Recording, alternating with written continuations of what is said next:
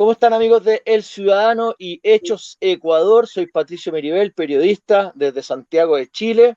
Saludamos a nuestro colega que está en Colombia, Luis Alfonso Mena Sepúlveda, un periodista de larga trayectoria colombiano, escritor, investigador, que nos va a contar qué está pasando en Colombia. ¿Puede ganar la presidencia Gustavo Petro o no puede ganar la presidencia Gustavo Petro? ¿Cómo está Luis Alfonso? Bienvenido a Hechos Ecuador y El Ciudadano. Hola Patricio, buenas noches, muchas gracias por la invitación, saludo cordial para toda su amable audiencia en el continente. Realmente la aspiración es que Gustavo Petro y Francia Márquez sean los ganadores definitivos en la segunda vuelta presidencial el próximo 19 de junio. No está fácil porque quien ha quedado en el segundo lugar es un candidato que no viene directamente de los partidos de las oligarquías en nuestro país. Es lo que se denomina un outsider, una persona supuestamente por fuera del sistema, y así han corrido a presentarlo los medios de comunicación de las élites, que rápidamente se han acomodado al discurso que le interesa al establecimiento, porque ven en Rodolfo Hernández un rival más fuerte para Gustavo Petro. En todo caso, estamos en presencia de una coyuntura inédita. En primer lugar, es muy importante tener en cuenta que el vencedor y por lo tanto el gran fenómeno político de estas elecciones es Gustavo Petro con su fórmula vicepresidencial Francia Márquez. Eso es lo que primero tenemos que plantear, porque, como digo, los medios del establecimiento, lo que yo llamo pues la prensa del sistema, y todos sabemos que los medios masivos tradicionales de comunicación pues son extensiones, son agentes del sistema. Yo no creo en eso de que sean medios ni independientes, ni neutrales, ni objetivos, no. Son agentes en lo fundamental del establecimiento y obran para defenderlo. Y eso funciona en todos los países del mundo en los que los grandes medios masivos de comunicación no solamente son financiados por grandes pulpos económicos, sino que son cancerberos del establecimiento. Entonces, ellos han corrido a clasificar a Rodolfo Hernández como una persona distinta de los partidos tradicionales, etcétera, pero en realidad, y han corrido a presentarlo como el ganador, pero en realidad el ganador indiscutible pues ha sido Gustavo Petro y Francia Márquez, 8.541.000 votos, 8.541.000 votos frente a 5.965.000, es decir, más de 2.500.000 de votos de diferencia. Tenemos una pregunta al público que dice, ¿y qué pasaría? ¿Colombia lo reconocería? Entiendo que hubo mucho ruido con respecto a la candidatura de Petro. Sabemos que la candidatura presidencial anterior lo intentaban asesinar, lanzaron tiros, balazos a su auto. Eso quedó grabado en una transmisión en directo vía digital. Ahora se habló de un golpe de Estado, incluso antes de que fuera la elección. Entonces hay mucha preocupación en el público sudamericano que entendiendo que Gustavo Petro puede ser un líder de centro izquierda, progresista, se ha alejado de la línea clásica de la izquierda marxista, leninista, es un economista heterodoxo, aún así corre en peligro su vida. Entonces la gente pregunta y dice, bueno, Luis Alfonso, si gana Petro la segunda vuelta, el establishment, el ejército de Estados Unidos, las bases militares, todo lo que significa Colombia, esta Colombia tan extraña, tan importante para Sudamérica, ¿reconocería un triunfo de Gustavo Petro? Ese es uno de los dilemas, ¿no? Y una de las grandes preocupaciones. Mire, esta campaña ha estado signada por una guerra sucia impresionante, tanto nacional como internacionalmente. Porque desde Estados Unidos, desde Europa incluso, se ha desatado toda una campaña contra Gustavo Petro y Francia Márquez, lo que se denomina la lawfare, una guerra jurídica también. En este momentico están tratando de mover un caso absolutamente absurdo, un caso increíble que están tratando de montarle desde España.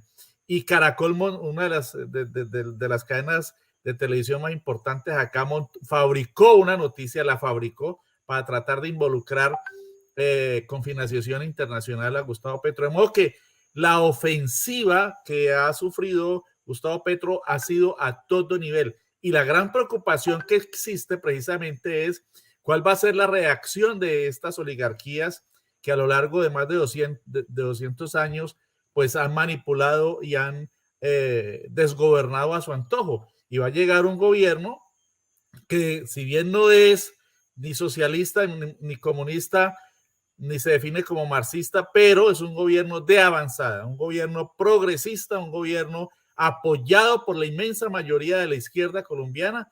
A Gustavo Petro lo apoya la Unión Patriótica, el Partido Comunista, el Congreso de los Pueblos, es decir, las diferentes tendencias, el Polo Democrático Alternativo, que es una agrupación también de diferentes facciones de izquierda, el Movimiento Social y Político Maíz, hoy adhirió la Alianza Social Independiente, gran parte de la Alianza Verde, el llamado Partido Verde. Es decir, es una amplia confluencia de toda la izquierda, salvo un sector muy pequeño y pues ya recalcitrante que se denomina MOIR, que ahorita se transfiguró en algo que llaman dignidad, que es el único que se opone. De resto, toda la izquierda está con Gustavo Petro. El sector de centro ha ingresado también a la campaña. Hoy ha habido una serie de reuniones, entre ayer y hoy ha habido una serie de reuniones de senadores, de representantes, de concejales, de diputados,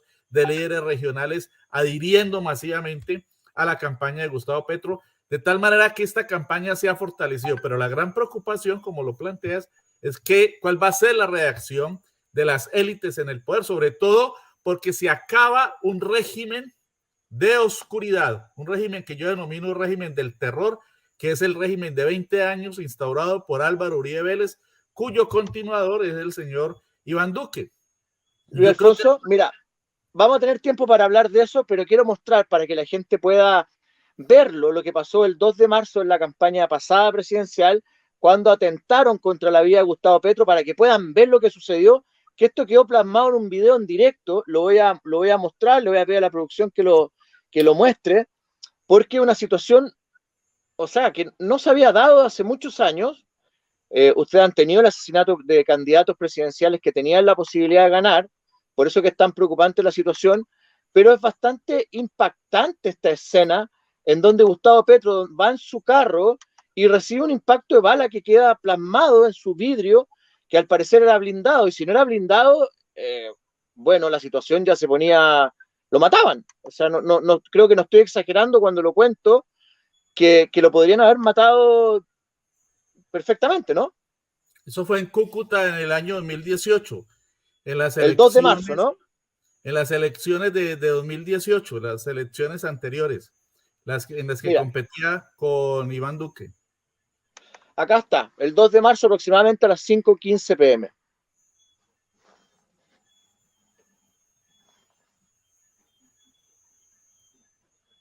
Ahí aparece el primer impacto de bala, dicen una piedra, ¿no?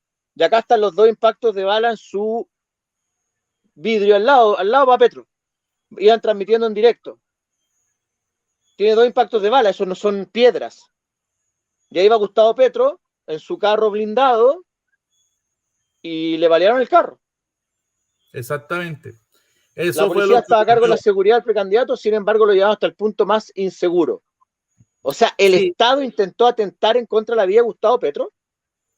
Eso ocurrió, como te digo, en las elecciones de 2018, hace 4 años, y ocurrió en la zona fronteriza entre Colombia y Venezuela, en Cúcuta, la capital del departamento norte de Santander, y allí fue agredido.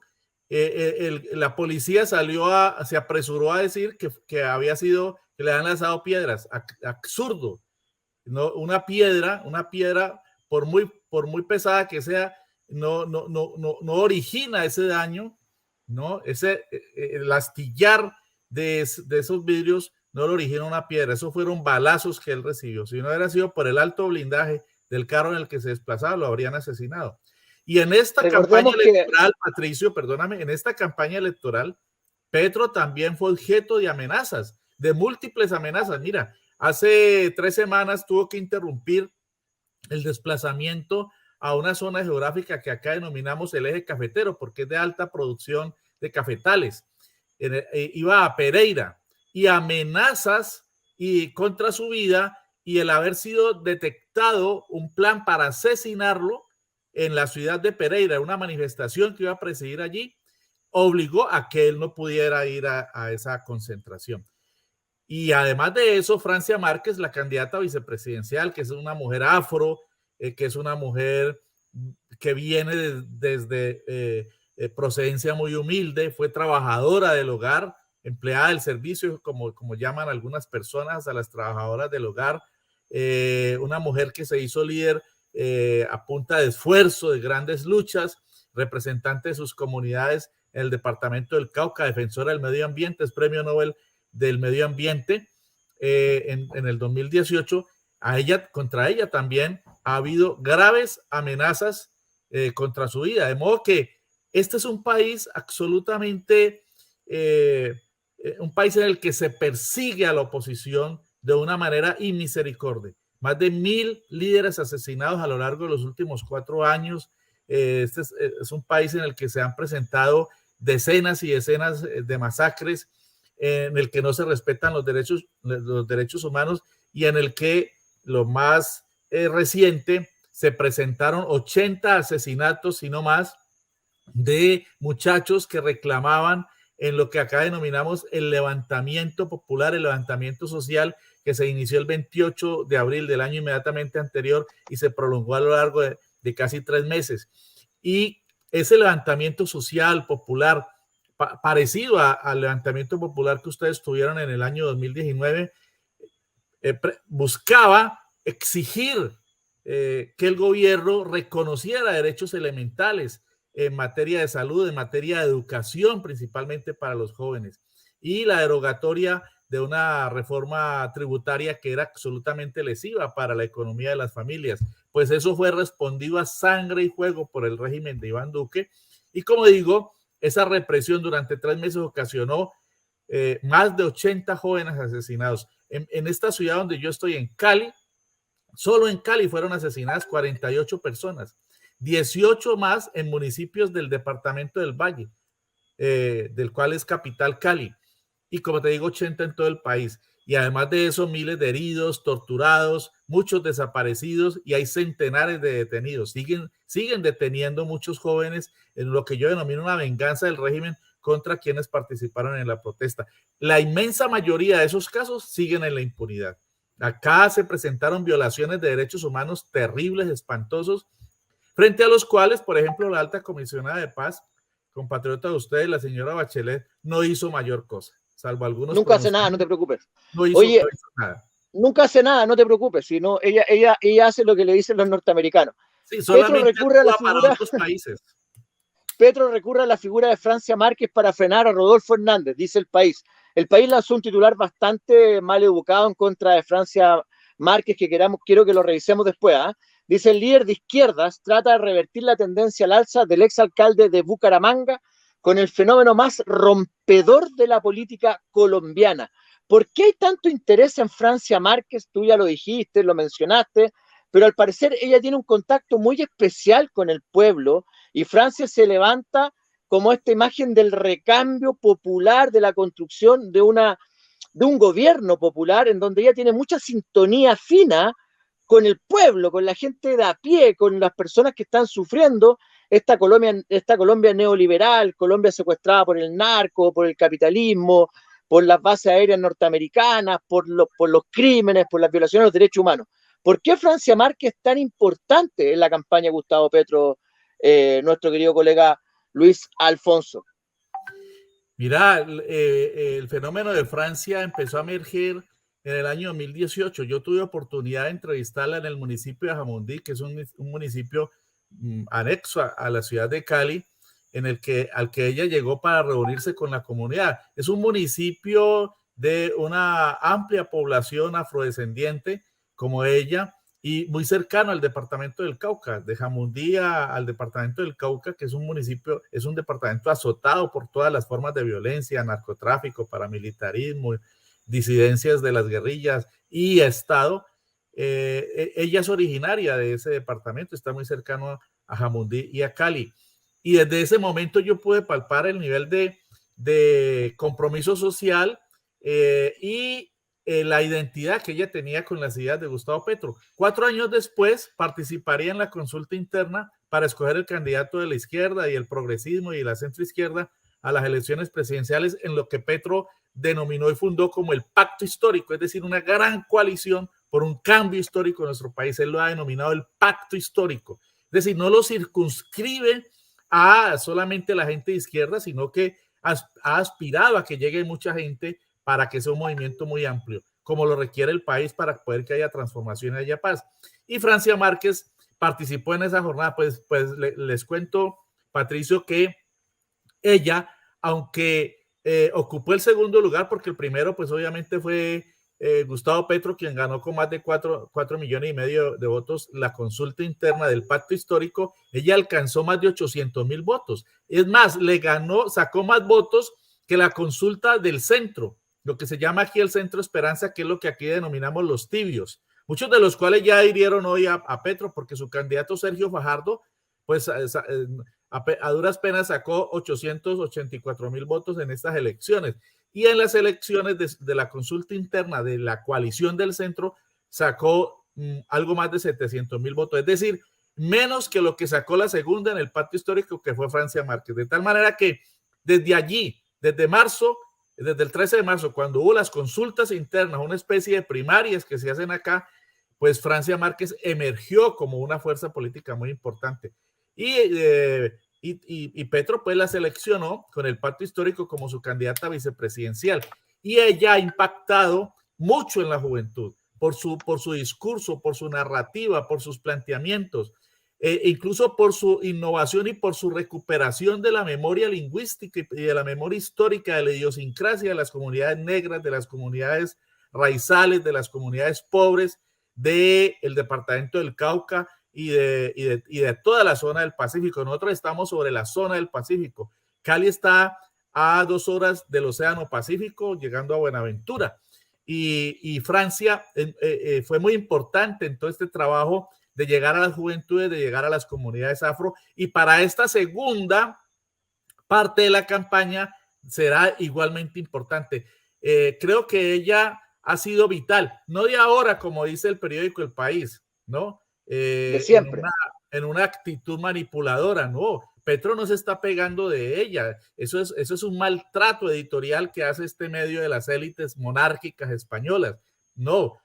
Francia ha tenido su lugar muy importante y ha sido la única candidata vicepresidencial de todas las que han estado en la lid de esta campaña electoral, la única que ha llenado plazas al mismo tiempo que las llenaba en otro punto Gustavo Petro. Los demás muchas veces ni se conocían. La candidata vicepresidencial de Rodolfo Hernández, por ejemplo, absolutamente opaca, nadie la conoce.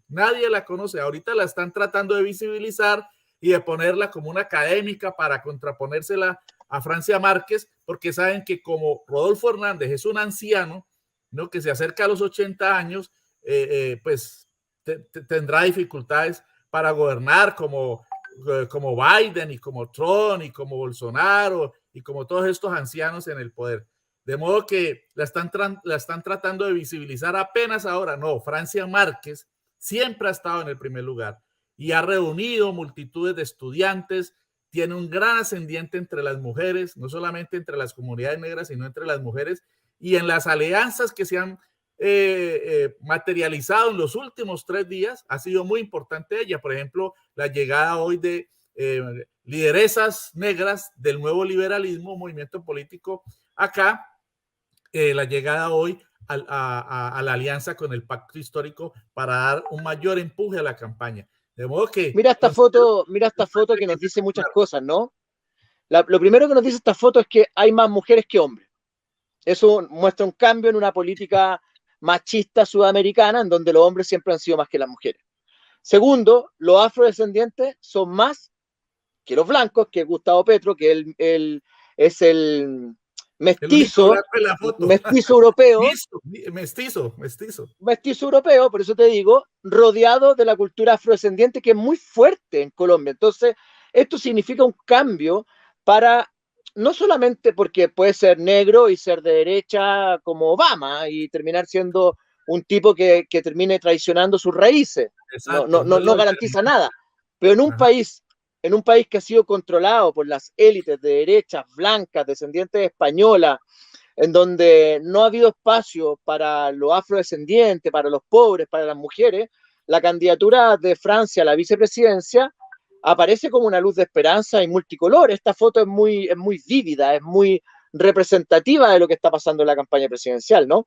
Sí, eso ocurrió precisamente, esa gráfica corresponde a lo que pasó hoy en una de las adhesiones de esta tarde a la campaña de Gustavo Petro y Francia Márquez. La que está a la derecha es una periodista, Mabel Lara, muy conocida acá. Ha presentado varios de los más importantes noticieros de este país. Te cuento como anécdota que yo la llevé a Mabel a mis clases de periodismo en la Universidad de Santiago de Cali. La vinculé, recuerdo, a una de las clases que teníamos en la especialidad de medios periodísticos en la Facultad de Comunicación Social. Ella es Mabel, ¿no? Mabel Lara, exacto, la que está hablando, esa es Mabel Lara. Y ella daba la especialidad de televisión en el énfasis que yo tenía a cargo en la Universidad de Santiago de Cali. Bueno, eso ya hace más de 10, 12 años.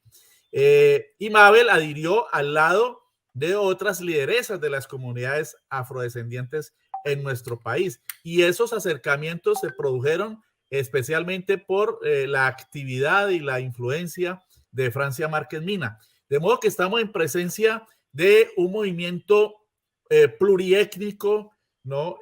Y pluricultural, en el que están presentes los más diversos sectores sociales, políticos, ideológicos, del campo alternativo, del campo del progresismo, de la izquierda y de los sectores populares y de los sectores excluidos. Petro ha insistido mucho Petro es una persona que conoce mucho la historia, Patricio. Realmente, de todos los candidatos que hemos tenido en esta campaña electoral, el único que hace pedagogía con la historia de nuestro país es él.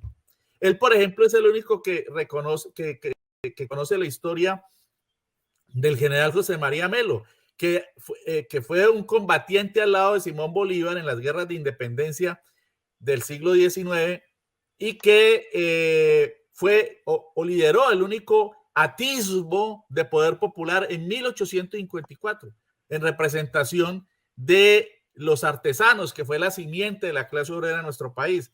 Y entonces Petro conoce esa historia. José María Melo estuvo en el gobierno entre abril y diciembre de 1854 y lo defenestraron, lo derrocaron las huestes militares de los partidos liberal y conservador que se unieron para cabalgar hasta Bogotá y derrocarlo. Ese ha sido el único gobierno que uno podría decir de estirpe popular y fue en el siglo XIX, 1854. Petro siempre lo recuerda. Yo creo que es el único de todos estos candidatos que conoce nuestra historia. Es y como el Eloy Alfaro ecuatoriano, ¿no? Desmemoriado, ¿cómo? ¿Vendría siendo como el Eloy Alfaro ecuatoriano? Exactamente, sí, el antecedente histórico al que tenemos que recurrir porque nuestra población, infortunadamente, y eso ocurre en todos los países, pues no tiene conocimiento suficiente de la historia. Te cuento, por ejemplo, Patricio, que aquí estas élites que parecería que quisieran aplicar eso de que entre más ignorante sea el pueblo, pues mejor para gobernarlo más fácil, acabaron con las clases de historia.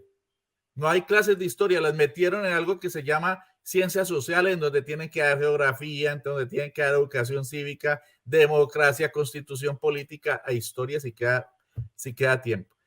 Ahora, afortunadamente, se ha vuelto a recuperar eso y Petro le va a dar toda la importancia a ese trabajo. ¿Por qué? Porque está planteando, entre otras cosas, educación gratuita, educación pública gratuita y de calidad desde el preescolar hasta la universidad. Ese es uno de los puntos más importantes. Y fíjate que es tan importante eso que ya el candidato que quedó de segundo, ya le copió esa idea y está tratando de ver cómo la maneja. Lo que pasa es que él no sabe cómo financiarla, porque Petro ha dicho, nosotros vamos a financiar todos los proyectos sociales que tenemos para la población, que son numerosísimos, con impuestos para 4.000 grandes empresarios, terratenientes y capitalistas de este país. Él los tiene contabilizados 4.000 y a ellos se les van a subir los impuestos para que financien las obras y los programas sociales que tiene planteado en su programa.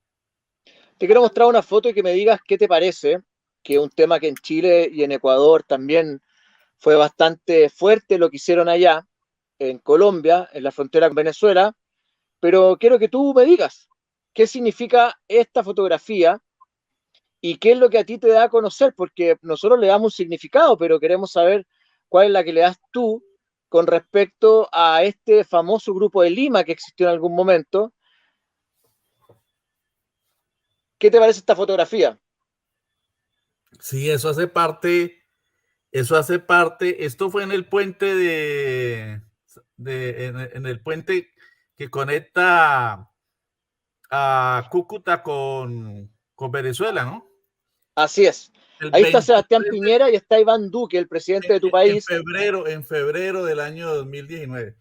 Sí. En donde Piñera va a invitar a los venezolanos abiertamente con una visa especial llamada Defensa de la Democracia, creo, para que vengan a Sudamérica y generó mayor crisis de la que ya existía en Venezuela. La gente... Sí, ese fue el show que armaron estos gobiernos de Chile, de Piñera y de Duque de Colombia, lo mismo que el gobierno peruano,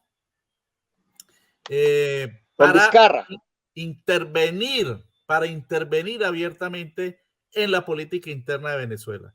Fue un acto de conspiración en los puentes, así lo denomino yo. Fue un acto de conspiración, fue una intromisión cínica y descarada, patrocinada por estos dos personajes, Piñera y Duque, y por el llamado Grupo de Lima. Y fíjese usted que ese Grupo de Lima hoy está absolutamente desvertebrado, ya no existe. Y sin embargo, la República Bolivariana de Venezuela continúa su marcha y la verdad es que está en franca recuperación. Vemos que fueron Además recordemos que quemaron la ayuda que iba a recibir Venezuela, la supuesta ayuda la quemaron los propios personas que estaban protestando en el lado colombiano, en Cúcuta, donde eran muchos venezolanos pagados por la oposición que habían sido enviados al lado colombiano y que eran alcahueteados por el gobierno Iván Duque. Es increíble la hipocresía y la doble faz de estos gobiernos, de estos regímenes. Fíjese, Patricio, como por ejemplo acá, en el año pasado, en 2021, a los jóvenes que protestaban, ese mismo señor Duque los reprimió de la manera más inmisericordia, más brutal, y como he dicho, mató a más de 80. En cambio, a todos esos que trajeron desde Venezuela armados, los alcahuetearon y la policía se paseaba por debajo del puente del río que está en los límites entre Cúcuta y Venezuela, se paseaba por allí y estos señores traídos a hacer violencia en contra del gobierno venezolano, armaban sus bombas molotov y armaban sus ofensivas para lanzarla a la Guardia Nacional y a la luz y con la connivencia de la policía y el gobierno colombiano. De modo que fue toda una conspiración. Y esa conspiración... Además, estos dos individuos, estos dos expresidentes, Duque va a dejar de ser expresidente ahora, va a dejar de ser presidente ahora, y Piñera cometieron una brutal represión contra los estallidos sociales de Colombia y Chile, pero fueron a dar lecciones de democracia, ¿no? Se reunieron para decir, oiga, usted, señor Maduro, no es democrático. O sea, se fueron a meter en problemas para desestabilizar a la región. Te quiero hacer una pregunta que es complicada. Tú no eres vocero de Gustavo Petro, pero eres un periodista que conoce muy bien la situación, tienes tu corazón y apoya a Gustavo Petro, y Gustavo Petro también ha sido crítico con el gobierno de Venezuela y con Nicolás Maduro. ¿Va a mejorar la convivencia con los venezolanos si es que ganara Gustavo Petro? ¿Cuál es su posición diplomática, geopolítica con respecto a Venezuela? ¿O se va a poner más cerca de Estados Unidos y de las políticas de Joe Biden? ¿O no ha hablado de eso en campaña? ¿Qué es lo que dice Gustavo Petro respecto a Venezuela? Mira, Patricio, Gustavo Petro tiene una posición frente a Venezuela que yo no comparto. Es una de las discrepancias que tengo con él. Yo valoro muchísimo a Petro conceptual y políticamente, desde el punto de vista de su formación, de su inteligencia, de su sapiencia, pero no comparto su posición frente a Venezuela. Me parece que es injusta. De todas maneras, a pesar de la posición negativa del frente a Venezuela, él tiene algo muy positivo. Y es que de todos estos candidatos que han estado en la ley presidencial, es el único que abierta y claramente ha dicho: vamos a restablecer relaciones diplomáticas, comerciales y consulares con Venezuela. Y yo creo que es un punto de partida fundamental. Y él ha planteado últimamente otro elemento muy importante para mí, y es el respeto a la autonomía de los países, de las naciones, de los estados, ¿no? El respeto a la libre determinación de los pueblos. Y además de eso ha planteado la necesidad de la unidad latinoamericana.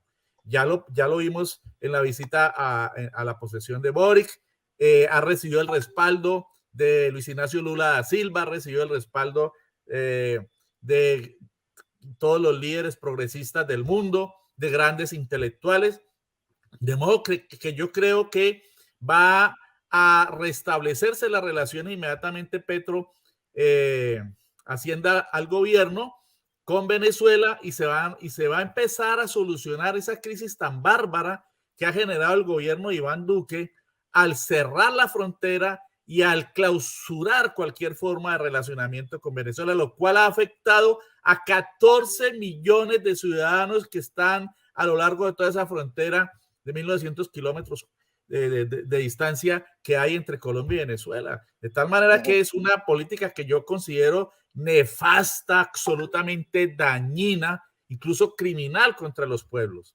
porque los ha desabastecido. ¿Qué postura va a tener Petro con el gobierno Joe Biden, con Estados Unidos? Yo creo que hasta el momento ha pasado con normalidad. Obviamente en Estados Unidos debe estar bullendo pues la CIA y todos estos organismos encargados de hacer seguimiento desde el Pentágono y de todos esos organismos de análisis y de estudio y seguimiento y de persecución y de determinación de la geopolítica internacional, porque es que Colombia es muy importante para los Estados Unidos. Colombia es el gran aliado de Estados Unidos en América del Sur. Es el enclave en el norte del sur del continente. Aquí hay 7 bases militares. Entonces, ya se han conocido pues síntomas muy negativos, sobre todo provenientes de sectores del llamado Partido Republicano, que intrigan contra Gustavo Petro, que se suman a esa catarata de insultos y de maquinaciones y de injurias contra el candidato, en esa guerra pues de propaganda sucia que te digo ha ocurrido. Pero hasta el momento Petro ha sido muy inteligente y ha sabido manejar la relación con Estados Unidos. Es más, Francia Márquez estuvo recientemente en Estados Unidos reuniéndose con congresistas del ala progresista del Partido Demócrata, y yo creo que eso ayudó muchísimo. Pero allá Francia Márquez fue muy frentera, dijo que no le parecía que Estados Unidos interviniera y que el pacto histórico pues esperaba que hubiera respeto para el gobierno de Gustavo Petro. De modo que aspiramos a que no haya esa conspiración que ha habido por parte de Estados Unidos contra todos los gobiernos progresistas del continente, lo cual pues es bastante difícil. Hay que reconocerlo, porque Estados Unidos no quiere sino gobiernos abyectos, serviles y sumisos. Pero creo que Gustavo Petro ha sido muy inteligente, sobre todo porque él tiene permanente diálogo con sectores que se denominan progresistas del Partido Demócrata, como Bernie Sanders, por ejemplo, y algunos otros, sobre todo de la comunidad afrodescendiente americana. Hablemos de Rodolfo Hernández, este millonario, multimillonario colombiano, que aquí aparece en la foto, es muy similar a Donald Trump, ¿no? Se parece hasta físicamente, tiene una cosa así media similar. Él fue alcalde, entiendo, tú me corriges, de Bucaramanga, ¿no? Sí. Y el país, mira, nuevamente el país, parece que el país está empecinado en meter las manos los españoles en la campaña presidencial con unas operaciones comunicacionales brutales. Cuando dije Hitler, quise decir Einstein. Si yo digo Einstein, lo puedo producir bien o lo puedo pronunciar mal. Pero si digo Hitler, Hitler no se parece a Einstein en nada. Entonces ellos dicen que fíjate la bajada del titular, el lead. Las élites políticas y mediáticas hacen eco de los cenáculos intelectuales a la hora de disminuir a quien no emerja del llamado establecimiento. O sea, lo presentan como un hombre, primero que se equivocó, porque él dijo que admiraba a Adolf Hitler, que se equivocó, que dijo Einstein, y segundo, que él es un rupturista que aparece quebrando esta máquina del establishment para poner a Petro dentro de la mirada de la partidocracia y de la política tradicional colombiana. ¿Qué opinas de este tipo de operaciones en donde el país nuevamente, el país de España nuevamente empieza a publicar cosas curiosas a lo menos? Sí, el país de España anda muy pendiente de nuestra América, ¿no? Con esas ínfulas neocolonialistas que lo caracterizan. Así ha obrado pues contra otros países. En realidad, Rodolfo Hernández, a mí, desde mi punto de vista, no es un candidato por fuera del establecimiento, es otro candidato del establecimiento. Y la verdad es que ellos tratan de lavarle la imagen. Eso que dicen allí es tratando de lavar su imagen de persona mediocre desde el punto de vista intelectual y conceptual. Es una persona, como decimos acá, ramplona, es decir, muy superficial en su discurso, sin mayores ideas, sin manejo del sistema jurídico. Es una persona supremamente pobre en el manejo del propio sistema constitucional y legal que cualquier persona que quiera ser presidente de la República debe manejar. Es una persona de pobrísimos conocimientos, incluso de la historia de su propio país y de la geografía de nuestro país. Le cuento una anécdota, Patricio. Aquí en una oportunidad, un periodista se le acercó y le dijo, ¿usted va a visitar al Bichada?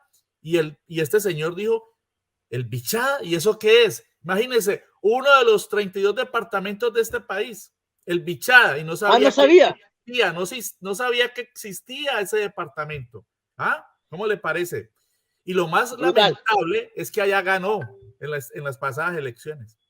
Mira, Sacó otro mayoría titular. de votos. Entonces, perdóname, termino. Es una persona muy ignorante, ¿no? Y por eso el país quiere lavarle la imagen, quiere minimizar la capacidad intelectual, conceptual, la vasta cultura de Gustavo Petro, que no es solamente economista, sino un hombre con un amplio conocimiento de las ciencias sociales, de la historia, de la ciencia política, y por eso el señor Rodolfo Hernández no va a debates con Petro, porque terminaría en la lona. Otro titular tendencioso, dice, crónica de un subversivo latinoamericano. La metamorfosis exitosa de guerrillero a presidente constitucional conferiría a una victoria de Petro un carácter epocal. Como que es bueno y malo el titular, porque lo que buscan es ponerlo como un subversivo, como alguien que siguiese participando en un movimiento subversivo, en un movimiento guerrillero, en un movimiento insurreccional, y tratan de ir construyendo la realidad o reconstruir la realidad, como se dice periodísticamente, para ponerlo a la ultraizquierda. Y Petro hoy día, yo me atrevería a decir que es un líder de la centroizquierda, ni siquiera de la izquierda tradicional, o sea, es un líder bastante moderado, no está pro Cuba, ni pro Venezuela, ni pro Nicaragua, pero para lo que es Colombia en su lógica, hay que entenderlo desde la perspectiva, desde el contexto colombiano, aparece como un peligro para las élites de ultraderecha. Porque allá la pelea es entre Duque, Uribe, está metido al medio, estuvo el señor Santos, o sea, hay muchos bemoles en esta derecha colombiana y la izquierda aparece como un movimiento patriótico que trata de recuperar la paz y la democracia, que sería como lo mínimo que uno le podría pedir a Petro si es que es presidente de la República. Mira, Patricio, Petro fue integrante del movimiento M19, movimiento 19 de abril, pero nunca estuvo en armas, nunca participó en combates, Petro fue un militante ideológico del M-19. Petro hacía trabajo urbano en las comunidades, sobre todo en Zipaquirá. Esa fue la vinculación de Gustavo Petro al M-19. Él nunca combatió. Le han querido endilgar toda clase de acciones violentas protagonizadas o en las que participó el M-19, como la famosa toma del Palacio de Justicia en 1985, que el Estado respondió a sangre y fuego y perpetró una masacre, entre otros de los magistrados de las altas cortes de este país, en noviembre de 1985. Él nunca participó en eso. Ahora, como te decía, le quieren hacer un montaje en España, con hechos en los que no tiene absolutamente nada que ver. En consecuencia, Petro ha sido muy perseguido por ese estigma, pero fíjese, Patricio, que el M-19, el movimiento al que perteneció Gustavo Petro, ha sido el movimiento político insurgente que mejor ha cumplido los acuerdos de paz. Se desmovilizó a finales de la década de los 80, principios de los 90. Incluso tuvo ministro de Salud, Antonio Navarro Wolf. Navarro fue copresidente de la Asamblea Nacional Constituyente en 1991, que operó entre febrero y julio del 91 y escribió la Constitución del 91. Por eso Petro dice que su programa es la Constitución política actual de Colombia. A propósito de ustedes, pues, que están terminando de redactar su Constitución y que ojalá les vaya bien en el plebiscito refrendatorio. Ojalá. Pero Petro jamás fue combatiente, jamás participó en crímenes ni en situaciones de violencia, pero esta oligarquía que no perdona absolutamente nada, siempre está taladrando sobre eso.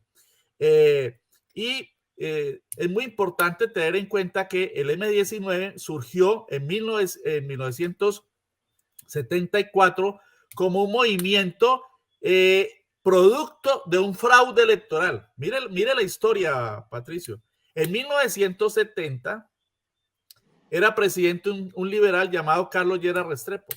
Había lo que aquí se denomina el Frente Nacional, un acuerdo entre las élites para distribuirse el poder y para terminar con una confrontación bipartidista que le costó a este país más de 200,000 muertos entre liberales y conservadores. Entonces llegaron a un acuerdo en las alturas y crearon el Frente Nacional. Era la repartición del poder, 4 años liberales, 4 años conservadores. Pero en la mitad se metían fuerzas tercerías, facciones independientes de los partidos tradicionales.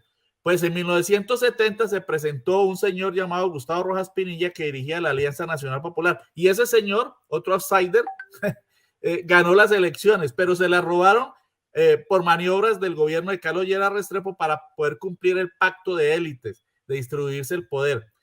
A raíz de la pérdida de esas elecciones de la Alianza Nacional Popular, que se las entregaron, le dieron la victoria a Misael Pastrana Borrero, el papá de uno de los opositores más acérrimos de Petro actualmente, Andrés Pastrana Arango, que fue presidente entre 1998 y el año 2002 y le entregó el poder a Álvaro Uribe Vélez en el año 2002. Ese señor que tanto habla, que fue de los que habló de que Petro iba a dar un golpe de Estado, ¿qué tal eso? Cuando los fraudes y los golpes de Estado no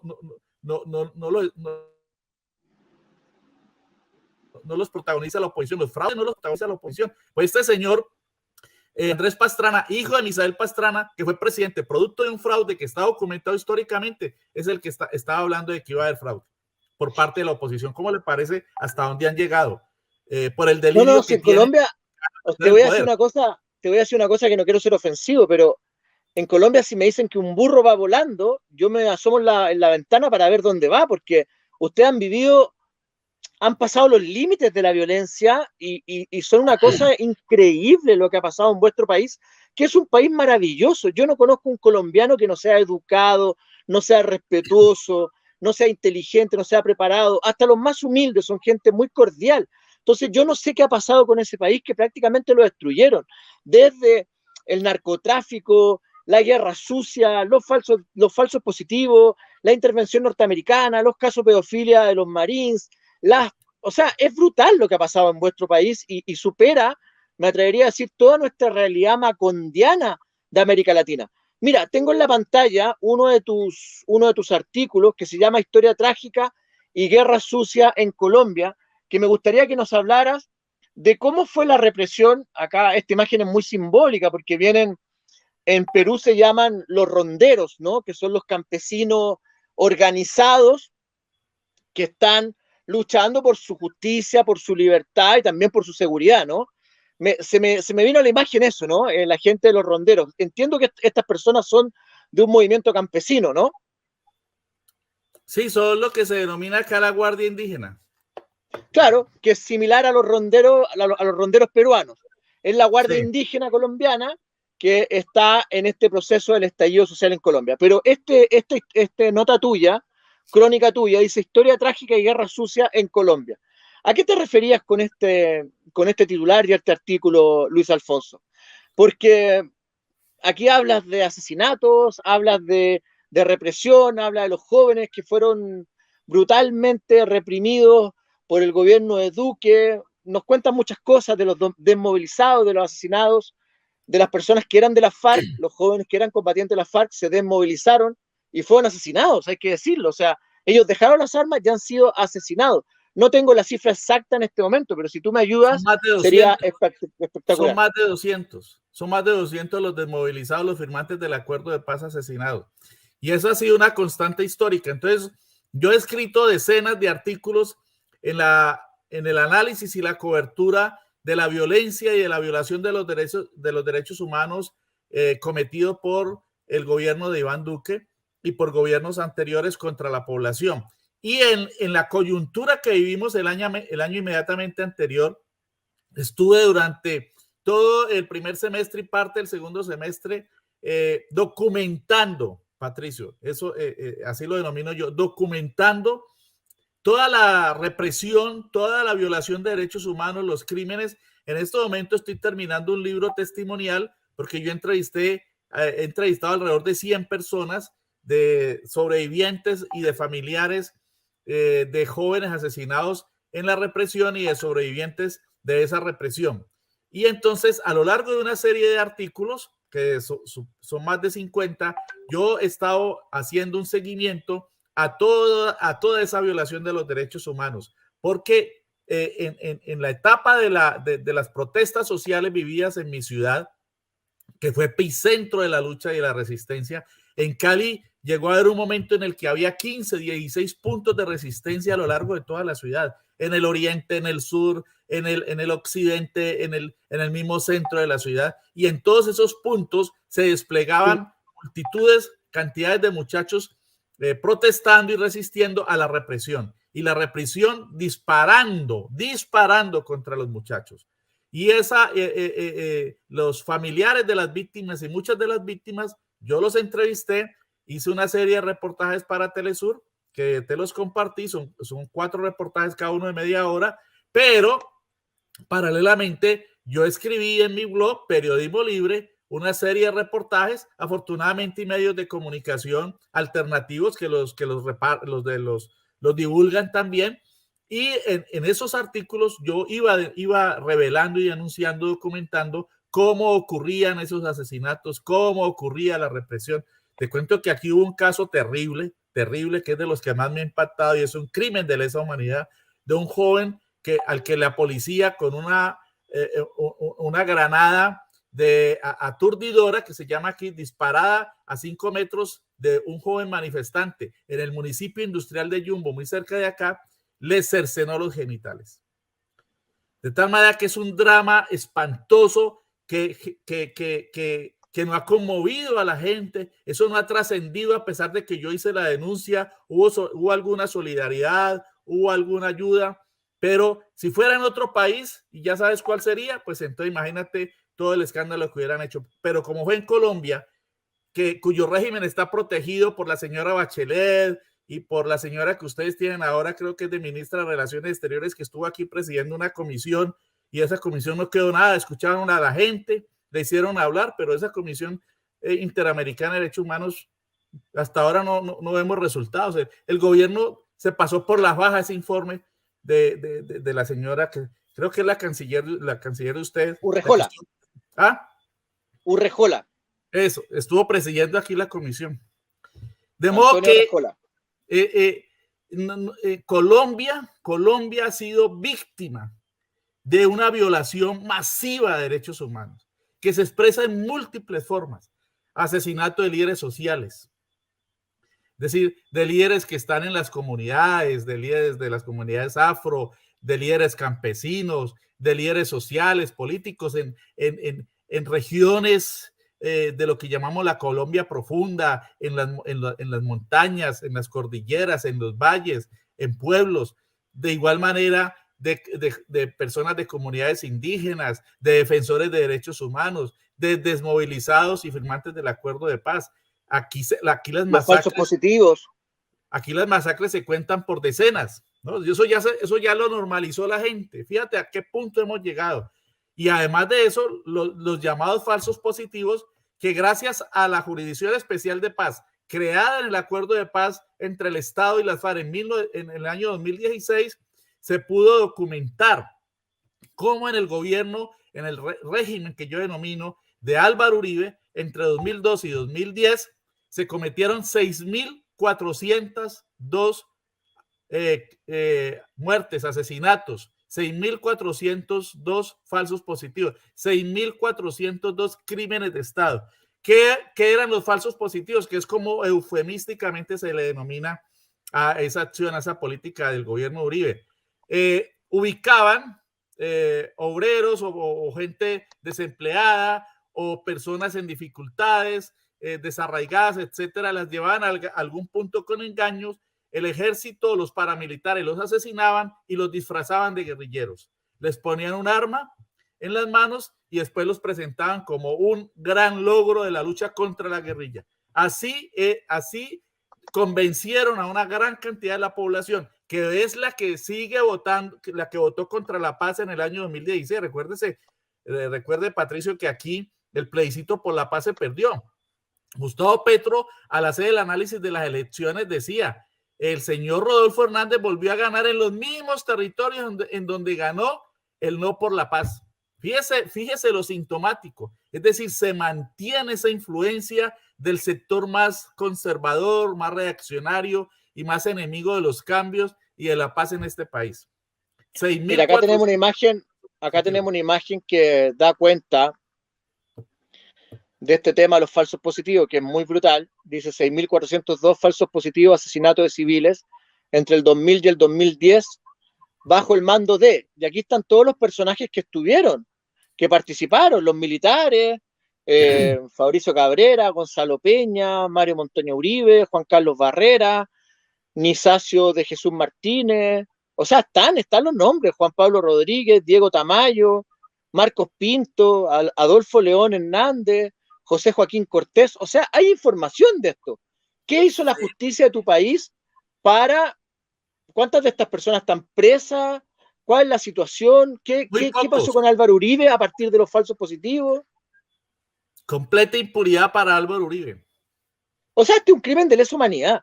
Es ataque contra población civil, inocente, gente pobre, campesinos, obreros que fueron asesinados para cobrar una comisión, como una subasta, para disfrazarlos de guerrilleros FARC cuando era gente de lo más humilde de tu patria. O sea, es un crimen tremendo. ¿Quién se hizo cargo de esto? ¿Quién está preso por esto?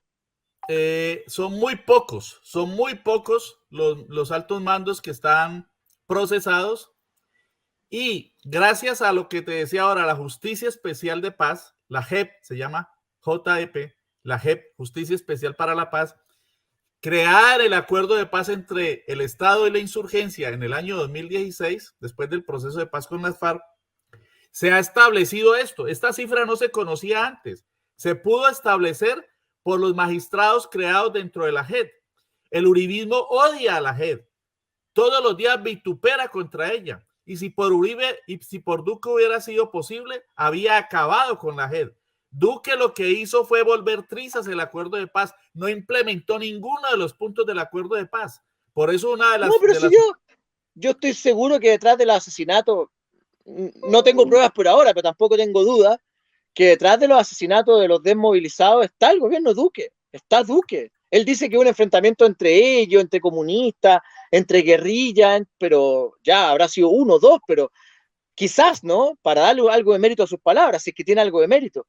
Pero la verdad que aquí ha habido un ataque sistemático del Estado, una violación de derechos humanos sistemático por parte del Estado en Colombia. Entonces yo no sé con qué cara el señor Uribe, el señor Duque, el señor Hernández van a dar lecciones de democracia a otros países o se levantan como los pro libertad, pro democracia. Entonces, con que Petro defienda la democracia, la paz social, la justicia y un Estado de Derecho que funcione, yo creo que ya es bastante para Colombia. Es grandísimo, lo has identificado muy bien, creo que has caracterizado muy bien la situación. O sea, este es un país en el que hay tanta violencia desde el Estado, es un país en el que se violenta tanto diariamente a la población que ya cualquier planteamiento socialdemócrata para esas élites oligárquicas es el comunismo. O sea, aquí se ha llegado a unos niveles extremos. Por eso se habla de polarización, que yo no creo que sea el concepto que se merezca la caracterización de la situación en nuestro país. Lo que hay aquí es un cansancio de amplios sectores de la población con todo este régimen de violencia, de crimen, de terror institucionalizado. Mire, Patricio, pocas semanas antes de la primera vuelta de las elecciones presidenciales, aquí los paramilitares, que han sido aliados históricamente del régimen político, del ejército sobre todo, de la armada, de la fuerza aérea, pero sobre todo del ejército y de la policía, protagonizó lo que denominó un paro armado, afectando 170 municipios, especialmente en la costa. ¿Cómo un paro armado? ¿Que es una protesta? ¿No trabajaron? Paro armado es que paramilitares intimidan, amenazan a la población, cierran carreteras, obligan a la gente que cierre negocios, que se meta en las casas, so pena de asesinarlos. Mataron a 10 personas, quemaron más de 100 carros y decretaron el estado de sitio en más de 170 municipios. Y el Estado Esto no fue hizo absolutamente nada. Eso fue 3 semanas antes de las elecciones. ¿Usted puede creer eso? Eso ocurre en nuestro país. Ocurriera en otro país, ¿qué estarían diciendo, Patricio? ¿Qué estarían diciendo? Pero como es Colombia, protegido por la farsa de la OEA, por la farsa de la ONU, por la farsa de los llamados organismos defensores de derechos humanos internacionales, ¿qué ha dicho Human Rights Watch, por ejemplo? ¿Qué ha dicho Biden? Nada, no dicen absolutamente nada. Pero aquí hubo un paro armado que es una acción terrorista de paramilitares protegidos por el régimen de Iván Duque, que no hizo nada, mientras esos señores asolaban 170 municipios. Y lo hicieron durante 4 o 5 días seguidos. Imagínese usted. ¿Y para qué dijo nada? También la participación del pueblo en las elecciones. Y ni así pudieron frenar que Petro llenara plazas en la costa, porque Petro de manera valiente siguió yendo a municipios de la costa donde estaba ocurriendo eso y llenó las plazas con la gente. De modo que esa es la situación de violencia en la que se ha desarrollado esta campaña electoral. Y entonces las oligarquías dicen que no, que el ganador fue Hernández, que porque le ganó al candidato oficial de la oligarquía, cuando el ganador aquí, por todo lo que te he explicado y por todo el recuento que hemos hecho, pues es Petro, Francia Márquez y el pacto histórico, que a pesar de toda esa violencia, de toda esa represión, pues han sacado casi 9 millones de votos. Mira, aparte de que, para terminar este punto, el gobierno maniobró, modificó una ley que se denomina Ley de Garantías Electorales, y entonces la modificaron para que alcaldes, gobernadores afines al gobierno pudieran sacar unas tajadas inmensas, más de 2 billones de pesos para invertir supuestamente en obras que en realidad era inversión para hacer la campaña electoral de los candidatos de las élites. Modificaron la ley. La Corte Constitucional acaba de tumbar eso. Luis Alfonso, te queremos agradecer, pero antes que te vaya, queremos mostrar nuevamente el video de Gustavo Petro, que me parece que es brutal. O sea, he tenido la suerte de poder recorrer algunas partes del mundo y me sigue impactando lo que sucedió en la campaña presidencial anterior, el Facebook Live de la propia candidatura de Gustavo Petro, donde queda plasmado el atentado en su contra. O sea, es una cosa realmente brutal, no le encuentro explicación. Me imagino que ahora deben tener mayor seguridad, deben estar con mayor protección de lo que tenían antes, pero es una situación muy, muy compleja. O sea, trataron de atentar en contra. Este era un senador, ¿no? Que iba con él. Este es Gustavo Bolívar. Gustavo Bolívar es uno de los colaboradores más inmediatos que él tiene y en ese momento lo acompañaban en la camioneta e iba grabando. Por eso pudo captar cuando lo agredieron. Seguramente. Claro, iban haciendo un Facebook Live. Claro, porque además lo metieron quienes lo sacaron a hacer el recorrido. Allí iba a una plaza, a una manifestación. Y lo metieron por una zona de Cúcuta que se sabía que estaba llena de gente opositora, entre otros de gente traída de Venezuela, opositores de los que o sea, lo metieron en la trampa misma. Lo metieron en la trampa. ¿Ya? Aquí se ve que el carro está rodeado de policía. Lo que llaman en Venezuela guarimberos. Ah, los famosos guarimberos, los que armaron también las protestas en Venezuela, mataban gente y los quemaban. Ahí lo estaban esperando y lo metieron por ahí. Eso fue un entrampamiento y eso hace 4 años. El Estado nunca investigó nada. Por el contrario, en el colmo del cinismo se burlan de eso. Es que es increíble lo que ocurre aquí. ¿Qué dicen? No, hacen memes, y hacen burlas. Dicen que eso no eran balas, que eso eran unas piedras inofensivas. Esto aquí es el colmo, ¿no? Mira, fijémonos en esta parte porque es muy impresionante. En estos minutos cuando atacan el carro, ahí está el primer impacto que le pegan al blindado. Eso no es una piedra, es un balazo, sí, es blindado. Y fíjate acá los tiros. Al costado donde él iba. Ahí están los tiros, o sea, esos son tiros. Por la forma en que dejan el diafragma. Tiros, ¿no? Ojo, se constató que son tiros. No, o sea, yo sin ser experto balístico, me doy cuenta que eso no es una piedra por la circunferencia que deja, por cómo rompe el vidrio. O sea, no lo rompió, pero si es blindado, esos son tiros. Y ahí va un candidato presidencial, o sea, es una locura. Y 4 años después se vivió en las amenazas y, como te digo, tuvo que suspender su desplazamiento a una manifestación en Pereira. Afortunadamente el pueblo es sabio y en Pereira ganó Petro. Y ahí va Petro tranquilo. Yo no sé cómo lo hace para tener ese temple, porque si te ponen 2 balazos en el carro. Es una persona muy aplomada, muy inteligente, muy culta. No, tú puedes ser culto e inteligente, pero frente a una situación así no es fácil mantener la calma, ¿eh? Se lo reconozco plenamente. Mira, ahí está apuntando y estaba diciendo, aquí me agarraron a balazo y me pusieron los tiros y todo eso. Es brutal. Sí. Bueno, Alfonso, nosotros Luis Alfonso, desearte suerte. Ojalá que Colombia pueda ser un poco más democrática, un poco menos de derecha, y porque si cambia Colombia, si gana Lula en Brasil, ya se empieza a construir un polo distinto.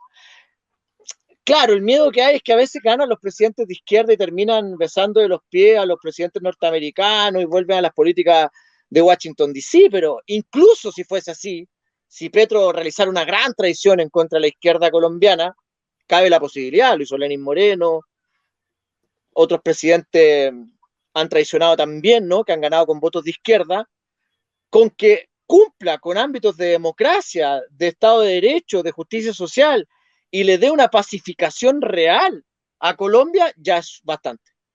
No sé si estás de acuerdo conmigo. Ese es el gran compromiso, Patricio. Hoy lo dijo al recibir las adhesiones de tantos líderes de otros partidos, sobre todo de centro. Petro es un socialdemócrata, como bien lo caracterizabas. Está defendiendo mucho el ideario liberal. Yo confío en que Petro va a llegar a la presidencia a pesar de todo lo que está ocurriendo y que va a ser el inicio de un cambio democrático y popular en nuestro país, después de 203 años de vida republicana y de la primera guerra de liberación que encabezó Simón Bolívar. Tendremos la posibilidad de iniciar una época de cambio. Él lo ha denominado así, ¿no? Una época de cambio con reformas sociales, políticas, estructurales. Él ha planteado que lo que necesita Colombia es desarrollar el capitalismo, pero un capitalismo que le brinde posibilidades a la gente de empleo, de paz, de cultura, de educación, de pensiones justas. Eso es una política de reformas, Pero aún así, aunque es una política de reforma, que es la que más le conviene al país, incluso al empresariado, aún así lo atacan, para que tengas una idea de cómo es de retardataria la oligarquía colombiana. Segregacionista, excluyente, sectaria, racista. Esa es la oligarquía que tenemos en este país. Luis Alfonso, te queremos agradecer por haber estado en Hechos Ecuador y el Ciudadano, más de una hora de conversación, muy interesante. Uno podría hablar días enteros de lo que pasa en Colombia, pero el tiempo también en los medios de comunicación no es infinito. Te queremos agradecer por tu participación y te comprometemos para otra ocasión para que estés en Hechos Ecuador y el Ciudadano.